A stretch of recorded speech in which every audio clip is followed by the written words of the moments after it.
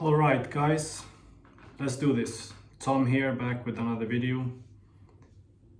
It's difficult today, in today's economy, in today's world, because of we believe that everything is so saturated. Sure thing, there are markets and services, products that is very saturated. Don't get me wrong. But there is some kind of danger in believing that I will not get into this because the market is saturated. This is something that I have, I guess, dabbled with and found very difficulty throughout, a long period of time, because I always tend to think, oh, should I get into this field, or should I develop this, or should I do this or that? It can be anything. I jump from one idea to another. I am a very, what should I say, actually, just a very considerate or thinking person. I like think sometimes if I am on the spectrum or something because of this. Maybe I am, maybe I'm not. Maybe I'm just a very indecisive person, but I think I'm also very rational. I'm very analytical, is what I can say. It's something that have kind of stopped me a lot of times, because we think so much about scarcity is something that is very dangerous. I believe in general, we think that everything is scarce. There is not enough of this. It's not enough positions for this job, and this field is full of people already. Like, what do I have to contribute there now? And all of that may be true a lot of times, because there is I just take on the top of my head here. I think so much about software programming job, because I follow that field quite much because of AI, and I see how many layoffs it is, and I read a lot and I listen a lot to different opinions about AI and computer science, I guess, as a field, because myself being a social scientist, educated, and that makes me look at a lot of different fields in society and what has a result, what is the human behavioral result when things happen because of whether it's a war, whether it's new phenomena of some kind like AI, technologically speaking.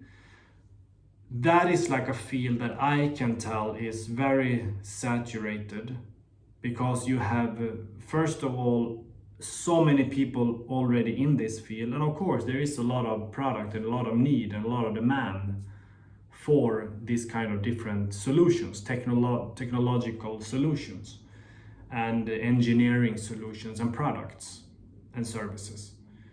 But I do see the impact it has when there is a technology that comes that can do more and more and more human-like tasks. So like trying to keep up with the technology, when there is becoming tougher competition, the positions is getting more limited. It's like, don't fool yourself saying it's not. Just see how many thousands upon tens of thousands, maybe hundreds of thousands that is laid off, and people who don't get their first job because of the technology. So limited jobs, highly competitive and scarcity, limited positions, like I'm saying, they go hand in hand, scarcity and limitation. And although those positions that are left, like I'm saying, they are highly competitive and probably very rewarding. But I'm not gonna get into depth about that, because I have spoken about this before. It's just a fact. with that said, I think that for myself, for example, being a writer, also the same thing, like, oh, why write? The AI do it. It takes away a lot of writing jobs, journalism jobs. Yeah, and I don't write for that particular reason. I write because it's an expression of who I am, and it also makes things a whole lot easier actually. It's no doubt that the technology is much better than me of writing a text, like a grammar, speaking, structure, style wise, I guess. So I think it's like very obvious by now. If you don't know AI is capable of this, is like, and if you criticize that, like, yeah, be my guest. It's just the way, it's just how it is right now. It's just how society is, and it's just how creativity is, unfortunately, in some ways, but it also has a lot of upsides. I think now, anyway, back to my point is, don't let your don't let your view of the changes be limiting yourself. See it as a tool now, see it as there's still a lot of things to contribute. You have something to offer, something that I get back to myself almost on a daily basis. It's okay, here I am. I have actually something good to offer. I want to do well, I want to give. I have something of value to offer. And then it's just to figure out and breaking it down. Okay, how can I offer this? Because you think of that as a vision. You can break that down and offer these things in many ways. You can become a professional in some field, or you can come up with a service. You can find a product to offer.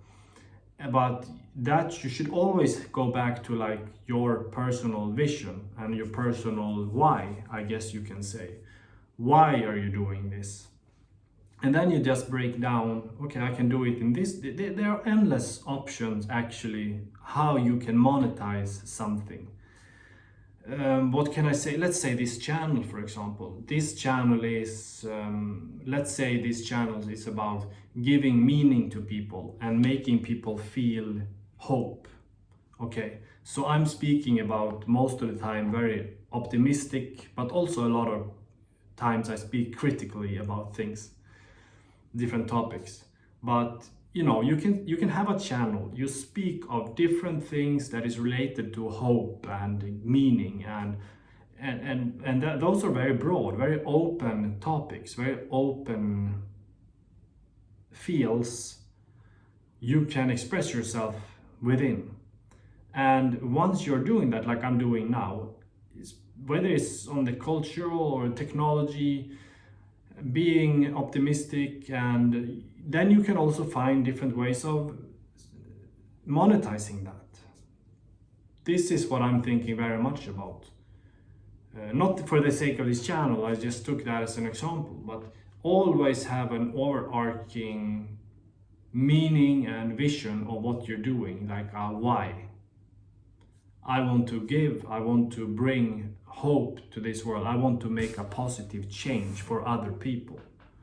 Then it's just breaking it down into your mission, basically. This is a little bit business plan, that I want to do it because I have the mission, I'm going to execute it in this way. So I help these people, or I offer this product to these people. Just a few thoughts.